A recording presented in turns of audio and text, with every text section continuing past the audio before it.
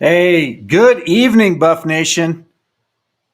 Happy Labor Day. I appreciate any of you guys that are out here today to talk about Buffs with me today. Man, what a day. What a last 3 days that we have had here in Buff Nation. And just the content that's coming out. Oh, hang on a second. Just the content that's been coming out from the TCU game has just been pretty unparalleled. And if you look at the views that some of these videos are getting, they're getting over 100,000 views. I mean, that I haven't looked at the Fox ratings yet, but I can't imagine that Fox didn't have one of the biggest opening games that they've ever had on the Big Noon Kickoff. So if any one of you has seen that, let me know.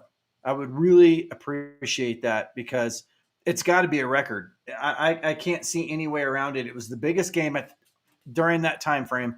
OU played, but they played nobody, and they were up like 50-0 in the first 5 minutes. So everybody who was watching that came over and watched our game. So it was just an amazing last few days. And I'm ready to move on. We're going to talk about that a little bit tonight, but you watched the game. You've seen the wrap up. We're going to take some key points from that game and we're going to roll them into the Nebraska game. And we're going to try to hang on a second, guys. There's something wrong here. I don't have a game on behind me.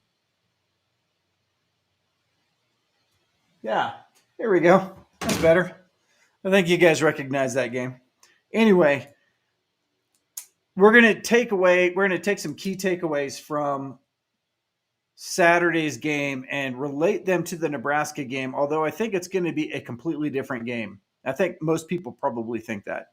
I think Matt Rhule probably thinks that. And so let me break down what this live stream is going to be about. So first of all, we're going to go into a little bit about the press conferences, just a tiny bit, to talk about the framework for this coming week. Then we're going to be going into the rankings and where we think we're going to be tomorrow morning. And you can expect a video from me tomorrow morning. I specifically am not working tomorrow morning so that I can be here for when the rankings drop. And then we're going to go into Matt Rhule's press conference. So if you guys are thinking that this was boring, I'm going to tell you different. This was amazing. And it's going to be even better as we go through the week. I'm going to play a little bit of that for you and then give you some notes on that as well so that you can get the framework of how Matt Rhule is already defeated going into this game. And I don't want to say he said that on his press conference, but he said that in his press conference. So we're going to go into that. And then we're going to break down the Nebraska game, the key points of how CU is going to win. And then I'm bringing in my buddy Greg, and he's going to break down what he thinks Nebraska has to do to have any chance whatsoever to try to keep up with CU in this game. So, first of all, let's do this. Let's talk about Shadur's press conference, because I think he said one thing in that press conference that I took away going into this game that's going to make a huge difference. He said that playing TCU was like practicing. And I think a lot of people ran with that, including me, saying that they played the number 17 team in the country and it felt like practice. So, what happens when you play a 1-0 Nebraska team that is theoretically ranked probably in the 50s? What's in Folsom Field? What's that going to be like? Is that going to be like pass and catch with Travis and all of his buddies on the CU team out in the field? I mean, what's this going to be like if he thought that TCU was like practice? I mean, it's absolutely amazing. So that sets the tone for this entire Nebraska game as far as I'm concerned.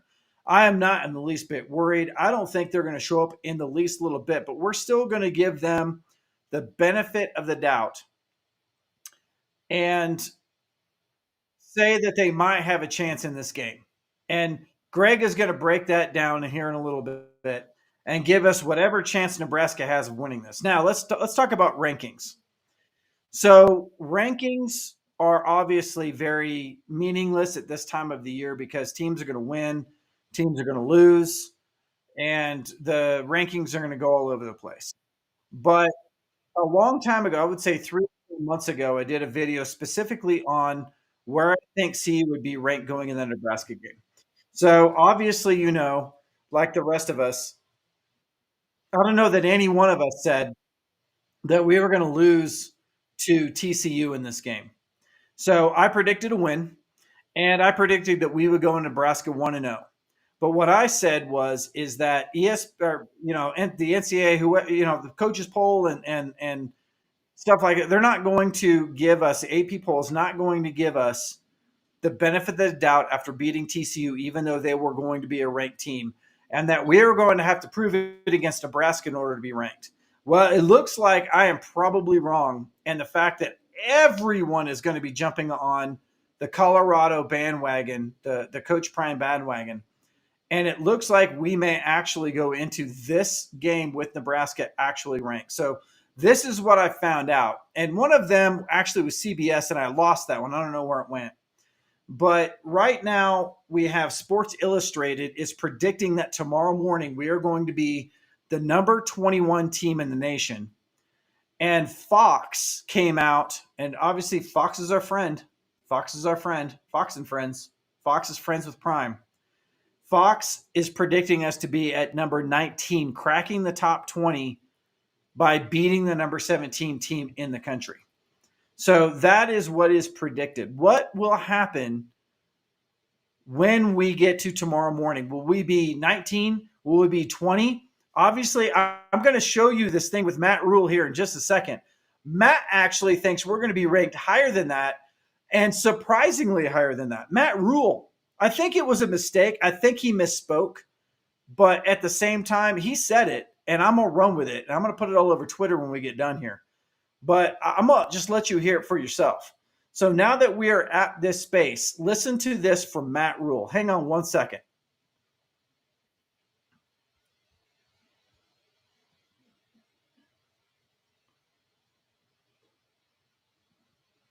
Being here, I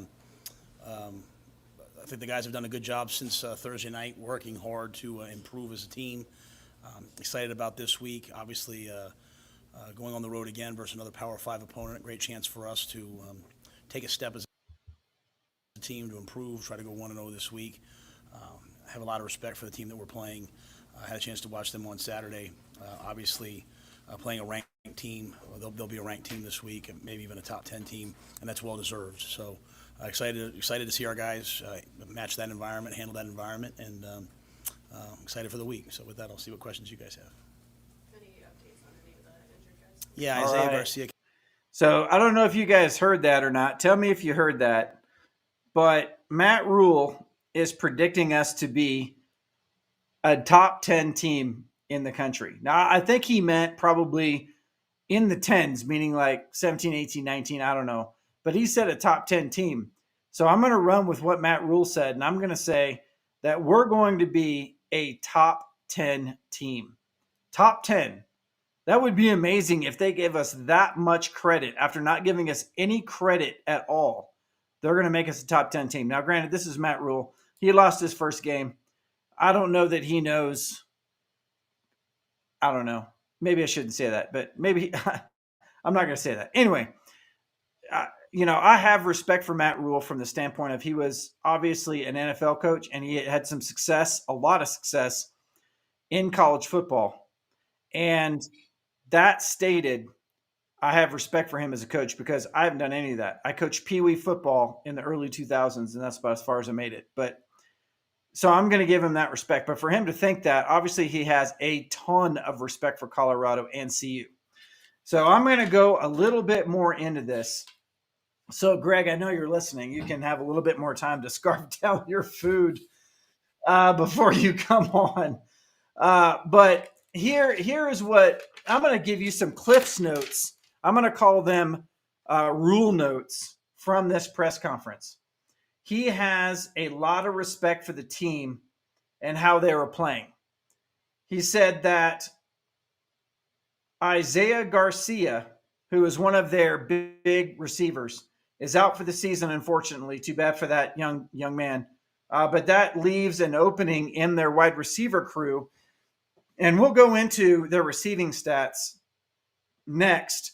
But I can tell you that they don't have a lot of room to lose anyone on their receiving crew right now.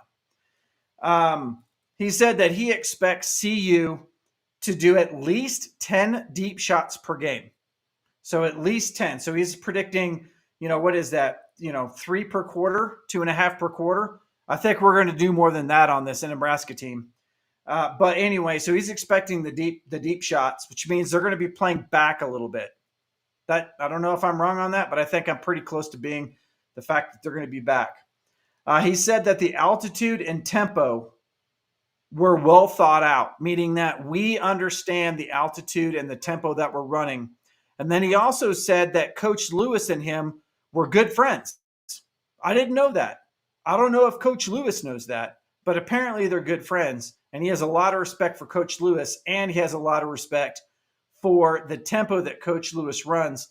And he also was talking about the altitude and the fact that it sounds like he's a little bit worried about the altitude and about how his players are going to play in this game. He said that practicing versus tempo is something they've been doing since training camp, but it doesn't sound like they're playing at tempo, and we'll go into that a little bit later because I'm going to go into the stats, or maybe even Greg will go into the stats a little bit.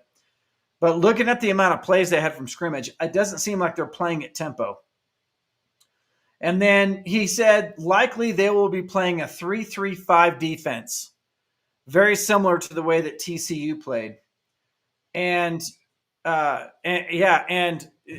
going to be something interesting because obviously they're going to be playing a nickel against our wide receivers because they're worried about the deep pass. That goes into what I think we should do, CU should do going into this Nebraska game. And we'll go into that in just a minute. But here's the interesting part about this Matt Rhule thing is that Matt Rhule actually said, are you surprised that Coach Prime won against TCU? And Matt Rhule said, absolutely not. That's what he said. He said, I'm a believer. I knew that Coach Prime was going to go in there. Everybody knows what he's about. I've been watching him since he was since he was in college and the NFL. I know what he can do. So no, I wasn't surprised at all. I know what Coach Prime's about. So when Coach Prime is sitting at the table and he's calling out reporters for not being a believer, I can tell you he's not going to say that about Matt Rhule because Matt Rhule is a believer. And I believe that Matt Rhule told all of his players that he is a believer. And he probably even told all of his players that they should be believers.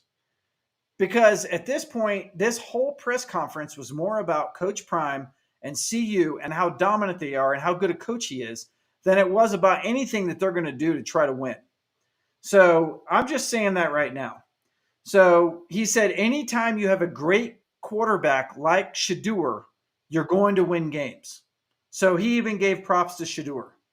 He spent a lot of time giving respect to the team and individual players.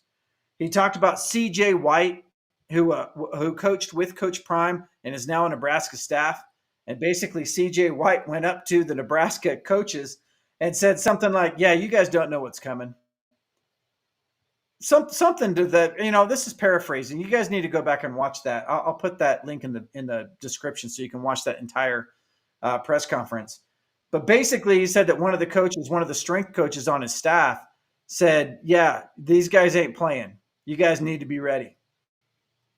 And then let's see what else. Travis Hunter said that he is the most well-conditioned athlete he's ever seen. I mean, how much better accolades can you get than that? The most well-conditioned athlete. Just amazing. So here, and if you didn't think that Matt Rhule being a Coach Prime believer was big, he even doubled down on that and said that he is an incrementalist. Okay, so for those of you who have never heard that word in coaching before, it's the same thing I was talking about in the past videos where coaches come in and they say, 3 years and you're going to see some sparks. 3 years and you may see some things going. 3 years and we may be a winning team. 3 years and we may be in contention for a bowl. Okay? We're going to take one step at a time. We're going to make small moves. We're going to have small wins, incrementally winning, incrementally getting better. He is an incrementalist. Whereas Coach Prime has taken the opposite approach, and he's saying he's a winner. He's just going to go win. It's not about taking steps. It's just about winning. And so there's a fundamental difference in the two coaching styles right there. And that he is just happy at this point, even though he lost the first game, he is just happy that they're better than last year. Even if it's a little bit, they're happy that they're better than last year, even if it's by that much, because he's an incrementalist, and that is, that's an increment. It's like a centimeter, but it's an increment. And he also said that he doesn't want to be a flash in the pan. Now, I don't think he meant that towards Coach Prime because he gave him so many accolades. He probably meant that for other coaches that have come in and done something really huge and then fallen on their face, i.e. TCU. But he's going to take it slow and he's going to build it what he says is the right way. And then he says that they're going to have to be ready for us. They're going to have to be ready for us hiking the ball every 8 to 10 seconds. Fast. They're going to have to be ready for that. He said that. He knows what's going on. And then he said that he coached against Cliff Kingsbury, so he understands what tempo was like. Well, I've seen Kingsbury coach, and I can tell you that from my perspective, Lewis has a way higher tempo offense than Kingsbury has ever had. So anyway, those are my notes from the press conference. I would play you the entire press conference, but I'm going to let you go and do that on your own. Let's get Greg in here and see what he has to say. Are you done eating, man? But I can be done for now. All right. Well, welcome, Greg, to the show. For those of you who have been on our live stream, I've got to take you to task on something you just said. All right. What? Cliff Kingsbury is a terrible coach today, but man, those Texas Tech teams played with their hair on fire when he was in the Big 12. Okay. I understand that. They did play high tempo when they were there, but I don't know if it's comparable to what we're seeing from Colorado right now. I mean, that's a good question. That's a good thing to look at with tape and see. But there's similar kind of offenses in a way with just that hair on fire tempo that is going to wear down a defense. I think that brings me right into the keys of the game. Do you want me to go right into this, or how do you want to do this? You know what? Let's do this. Let's do Colorado first, because this is a Colorado channel. Yeah. And I'm going to go through Colorado first and what Colorado, I think, this last game versus TCU showed us a ton, and we knew that. I mean, None of these players, or very few of these players, have ever played before together. Yeah. None of these players, or hardly any of these players, outside of the Sanders and a few people from JSU, have played with this coaching staff before. Maybe a few on the line with Coach Lewis, there's a few here and there, but not as a group. So I made a comment earlier that this game is, I'm going to say like Shedeur Sanders said, it's almost like practicing. Yeah. This game was their game to pull it all together against an opponent that they don't know and understand or know what they don't know about themselves. They didn't know a whole lot about TCU. They knew a lot from last year, but they didn't know a lot about themselves against another team and against a really good opponent. And they learned a lot. And we learned a lot as fans. We learned that we are as good as we thought we were, especially on offense. We also learned that there are some things that we can work on. And if we know that, the coaches know that. The coaches said that. And so I have no doubt that we're going to make those adjustments. So that said, when you put the ball in Shedeur's hands and you have Travis Hunter and you have, the rest of our really wide receivers out there, like Xavier Weaver Right. You know, we can talk a lot about Hunter and those guys. Xavier Weaver really, I don't want to say surprised me because we knew he was good, but I thought there was going to be a lot more people playing in the game from a wide receiver standpoint. He Yeah. really showed up and just absolutely annihilated TCU. So I'm really excited to see him here. But I guess my point is that Shedeur can play ball all day long with those guys. All day long, he can throw long passes, and he can actually exceed 510 passing yards against Nebraska. In Colorado, keep in mind that Shedeur can throw it 247 yards at 5,360 feet. Mm-hmm. Okay. At our altitude, that dude can throw it out of the end zone. He can throw it over the south bleachers and into the parking lot. And so I have no doubt that he could exceed that. But here are what I'm going to say that we need to work on, because I don't think this week, I would never say that we would want to look past Nebraska, because that would be a really stupid thing to do. You lose a lot of football games doing that. But at the same time, I think we need to understand that we have Nebraska. We're going to beat them. We have CSU the week after that. We're going to beat them at home. That's an easy deal, right? But then we start getting serious. We start getting into some teams that are top 10 teams. And if we don't establish the run now, if we don't get that set, those teams know that they can really slow down our receivers, or they think that they can slow down our receivers, and they're going to come up with a game plan to fix that type of offense. They'll scheme against the pass and certainly slow it down. There's also probably going to be better defensive ends going down the line when you look at some of those top 10 teams who are going to get in there and disrupt. I know that TCU probably has some big question marks in their defensive line room right now, because Shedeur, I mean, he was well protected, and he was very comfortable in that pocket.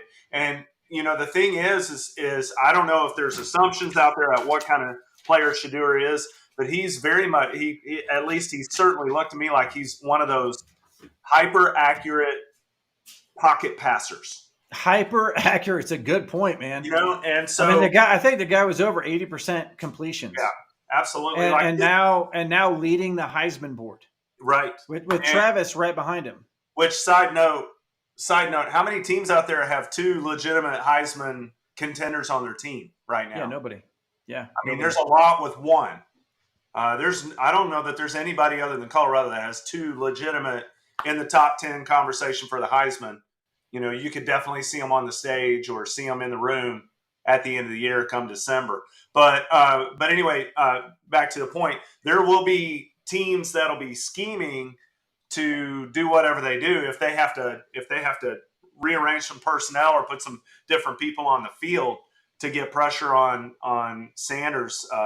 That's going to come at some point. Now, I know the Colorado coaches know that, and that they'll hopefully be able to institute a run game to slow that down or to keep defenses a little bit more honest. But yeah, that'd be the first thing that would jump out at me. I don't know that Nebraska has the athletes to do that. They do have that. They have a couple of good defensive ends. It'll be interesting to see. One thing that is interesting in comparing TCU to Nebraska is Nebraska's defense is probably as good, maybe better than TCU's. It's just that their offense is, boy, that offense. I mean, they only scored one touchdown and they needed to do it, right, against Minnesota. Yeah. So, you know, it's an interesting matchup. If Nebraska has. Oh, go ahead. Yeah, if Nebraska has a strength, and I kind of just threw up in my mouth when I said that, but if Nebraska has a strength, it's definitely going to be their defense. Yeah. They held Minnesota to and Minnesota came in and they said that, you know, Minnesota had a pretty good offense. Yeah. They held them below 200 yards passing. Yep. And and 55 yards rushing. Yeah. So Nebraska's defense actually did something there. They did. Now, obviously, Minnesota's not at the level of Colorado, but not too bad.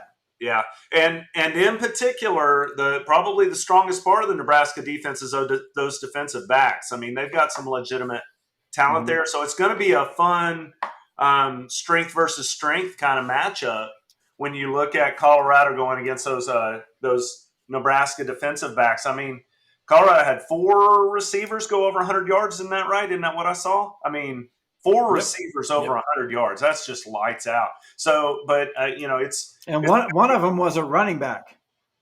Okay. Wow. Yeah. Well, one of them was a running back catching out of the backfield. That's fantastic. But it's one of those where who's going to be the hammer and who's going to be the nail. I mean, are those defensive backs going to win that battle, or are the receivers going to win that battle? And that's going to be a fun part of that game to watch. One of my keys. I think. No, go ahead.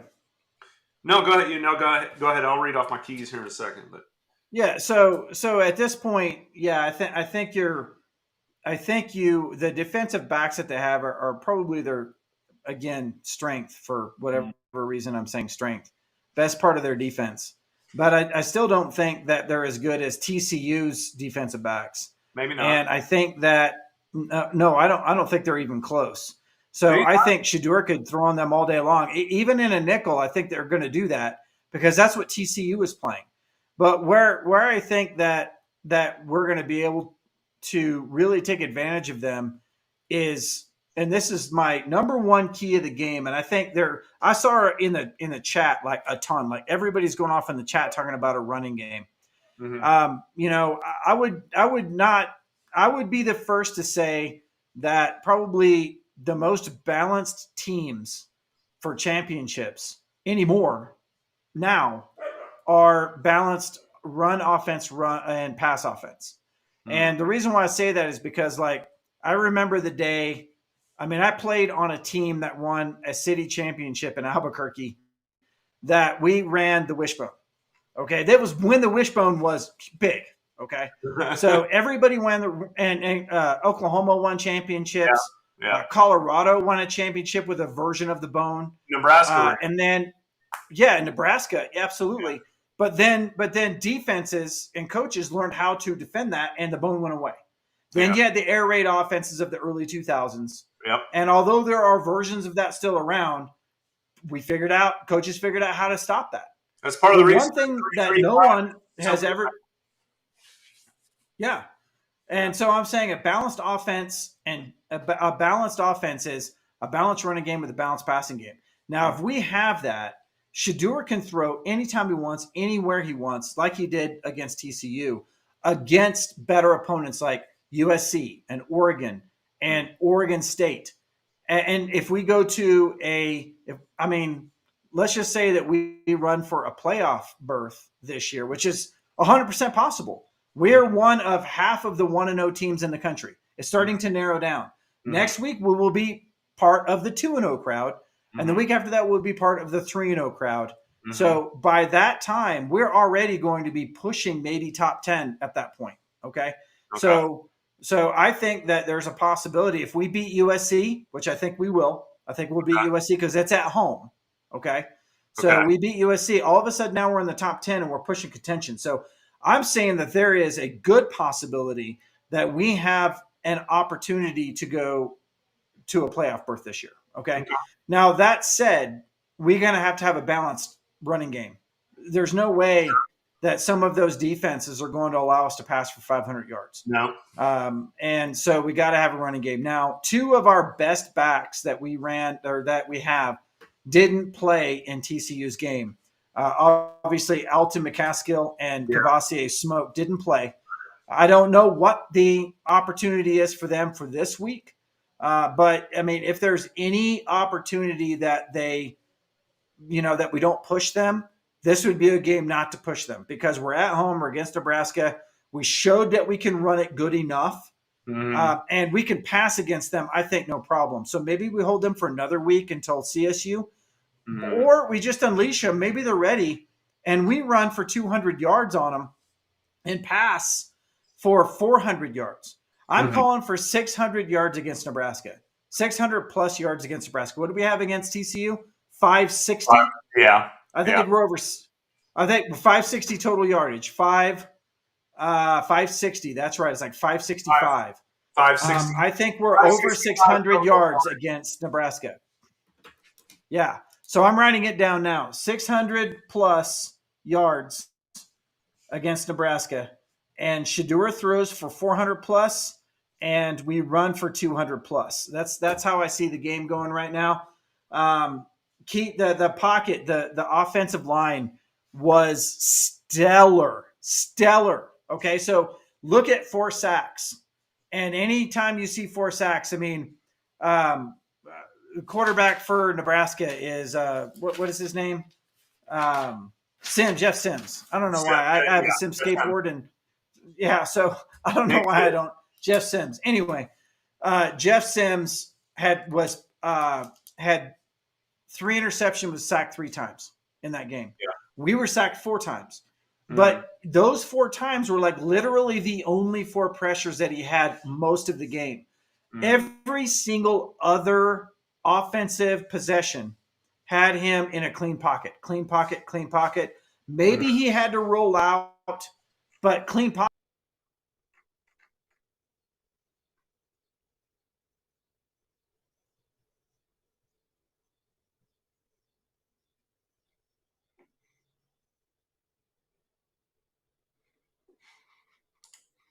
Go away from that when it's working for you.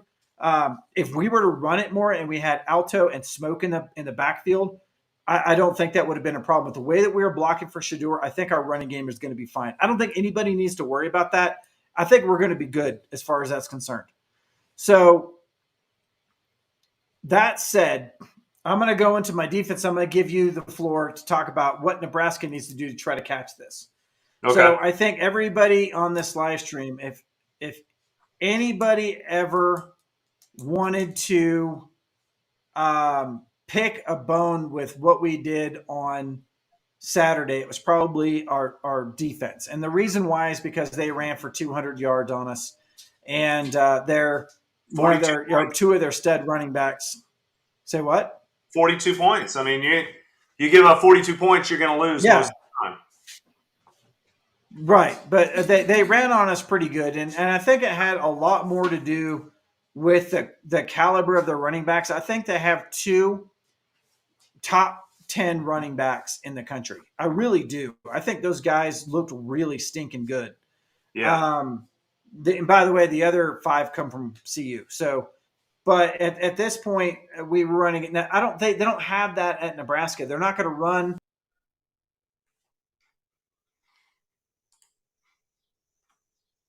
Just a second. I think we're kind of going in and out. Yeah. But Colorado is known as Nebraska is known as a running team right now. In fact, they only passed in that game versus Minnesota for 114 yards. So they barely passed the ball. They ran for 181 yards. So they're a running team. Jeff Sims ran the ball a lot. So if we can adjust the linebackers there, get a little bit more pressure right there on the line, I think we're going to be fine. Now, I'm going to throw out something that I think is going to be controversial. Okay? You ready for some controversy, Greg? I'm ready. Here we go. So we were running a 4-2-5 most of the game at TCU. Mm-hmm. What if we went to a 4-3-4, knowing that Jeff Sims can't throw it, and they lost one of their key wide receivers? Okay, lose a defensive back, do another linebacker, or even what if we ran a 4-4-3? Because our DBs are so good. What if we just loaded the box and just made Jeff Sims throw it? We're going to pick the ball off. I know that's extreme, but holy mackerel. If we get into a pinch, that's a good way to go. What do you think about that? I don't think a 4-3-4 is controversial at all. In fact, if they've been running this in their spring game or throughout summer, this is absolutely the game where you use that. Yeah. I mean, because Nebraska is, by their own fault, they are very one-dimensional. Now, they run well. They run block well, and they run really, really well. So that's the upside to it, is that they're a one-trick pony that runs the ball really, really well. And sometimes it's easier said than done than to say, well, we're just going to completely load the box and shut down the run, when that's all that team works on is how to scheme. It reminds me a little bit of Navy a few years ago when, I mean, they literally wouldn't throw – they would throw less than 10 passes a game all the time. But they still couldn't be stopped. He'll be back. Yeah. But they ran the ball There so we are. well, there was no reason for them to throw it. Now, I don't think Nebraska is anywhere on that level, but I'll tell you, if I'm – are you back? I think I lost you again. At this point, I think going to – are you back? Yeah. Is it me that's cutting out, or is it you? Yeah, you're fading out pretty good, man. Okay. Say what? I can hear myself, and I can see all your I don't stuff. think it's me, man. I think it's you. Okay. Well, that's a mystery wrapped in an enigma. It's a riddle. I don't know. Maybe I better get these pieces of the games read off before I disappear into a black hole here or something. What do you think? Yeah. So you were mentioning a 4-3-4, but what do you think of a 4-4-3? Is that too much? Is that leaving our backfield open too much? Not against this team. Not against this team. Now, I would put an asterisk next to that and say only if you've spent the right amount of time working on it in practice. You don't want to put players in a position where they're not comfortable defending what they need to do or knowing what their assignment is, because that'll get you beat when you got secondary or linebackers who don't know what their assignments are. But yeah, no, I think you would go to a scheme that's more designed to stop the run, because that's what Nebraska's going to do. If Nebraska comes out and tries to throw the ball 35 times, they're going to lose this game. Nebraska knows that, and they're not going to do that. They don't have the personnel for that. So that's not going to happen. They're going to try to execute, and they're going to tell their guys that the Colorado players have been partying all week and that they've been drinking their own bathwater, and that they are not going to be ready, and that they're overlooking Nebraska. That's what they're going to be saying inside of their locker room. Linebacker in the box. And I think that we can give a really good opportunity to kind of punch them in the mouth from a running standpoint. Yeah. I don't think Sims has a chance as far as that's concerned. I don't know if we're going to make that adjustment. I'm not a coach for CU. They're way better qualified than I am at making that decision. But it seems like that would bode us well for that. And then let's get to the special teams for CU. That was the sorest spot of all of the sore spots. And the only reason why was because, we missed a field goal. Okay, so that was the first field goal of the season. And, I don't even know if we even want to count that, because that happens. Jace was really good the rest of the game. And then we had that kickoff that didn't quite go into the end zone. Yep. And then we kind of blew coverage on that. And thankfully saved the touchdown. But at the same time, we've got to get way better on special teams from the standpoint of covering kickoffs. And with the speed of our players, it really surprises me that happened, because I know that we're way faster than any other team. Maybe we just need to make some adjustments there and put some speed players on those kickoffs to get down there. I mean, we have a lot of speed players. Maybe we need to make those adjustments and not worry about injuries and things like that. So maybe that's what they're doing. What do you think about that? No, absolutely. I mean, I think that if Nebraska's looking at tape, they're going to see that as an opportunity. Maybe they can get a cheap score that way, on special teams. They're going to try that. And if I'm Nebraska as well, I'm going to try to kick the ball to the end zone. I'm going to try to keep it away from Colorado's playmakers, keep it away from Edwards, keep it away from Horn, just try to keep anything from blowing up in their face, any big plays, and keep everything slow and boring, if that makes sense. I think that's Nebraska's best chance, is to make this game slow, make it long, eat up the time of possession as best they can, and keep it within one score at the end of the game and have a chance. That's what they're going to be playing for. I mean,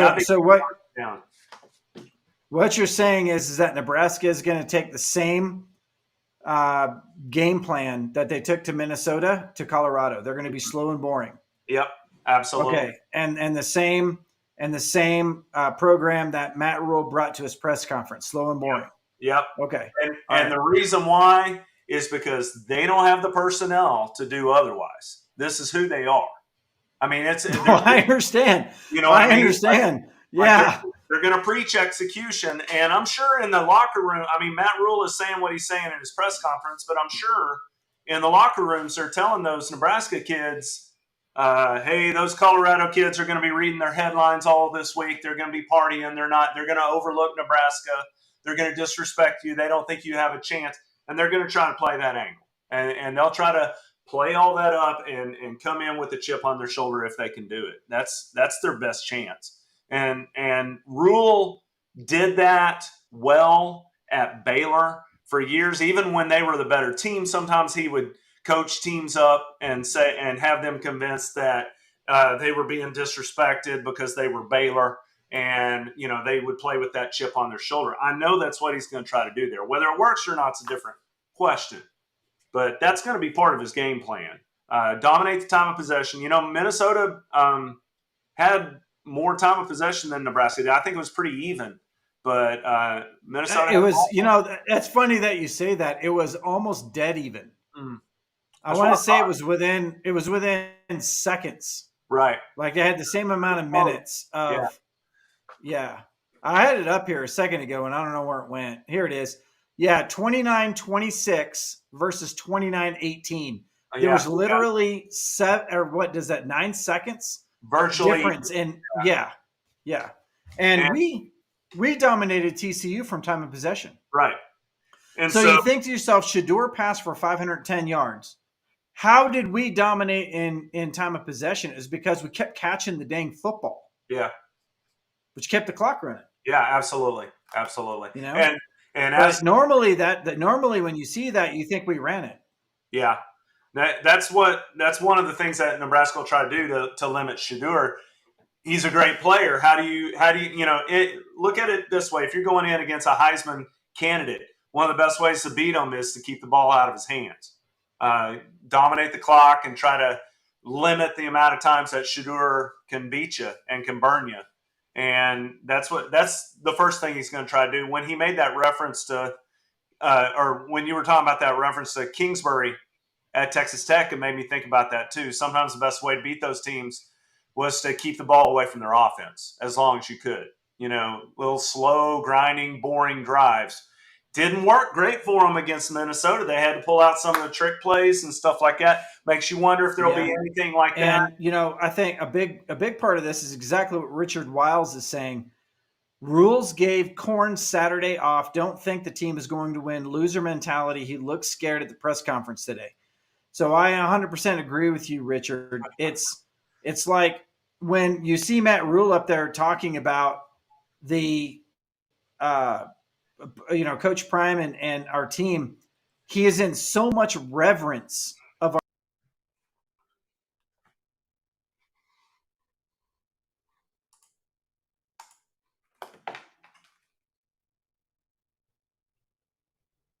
going to be left on the floor. So I agree. There's a loser mentality there. Obviously, losing their first game probably did a lot for that. But I think that's where they're at right now. Yeah. They may be scared of that game. It's definitely a juggernaut that's going right now in Boulder.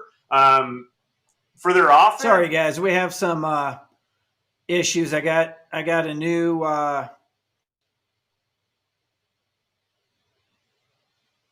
Wi-Fi system, and I thought it was going to work for me, but apparently it is not. It's all good. Hey, Greg, you're back. Was I not back? Was I? I just said the most brilliant thing, and you didn't hear that? Greg? Can you hear me? Like I said, like Nobel Yeah, Prize. I can hear you now. Okay. I said, like, incredibly stunning breakdown right there, and so y'all didn't hear that? Is that what I'm hearing? I don't know if they didn't hear it, but I have people on the chat saying that it's my end that I'm cutting out. But I can't see. You go black. You're going completely dark on your side. So it looks like it's on your end from my side because it says your window with Chris, that's named Chris. It's saying that it's not connected. But I don't know. It could be that or could. I'm going to get a repeater tomorrow, and this will be fixed. Hey, on offense, so I think Nebraska It's got to stick with what they know, and what they've got to hope is to churn out 3-4 yards per play. Long, slow drives down the field. All right. Time So if you guys can hear me, we are going to wrap this up now.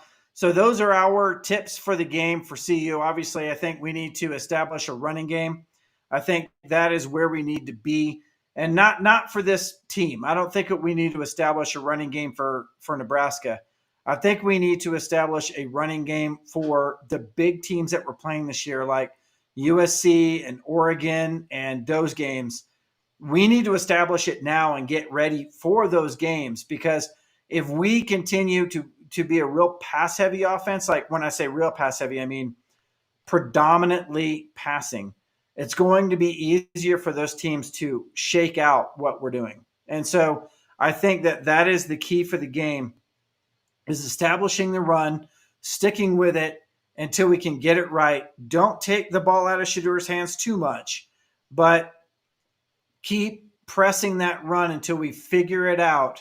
And then at that point, we can go crazy on defenses. When they're respecting our run, Shedur is going to be way more than 5'10". I think he's going to break that record again. I think he's going to break that record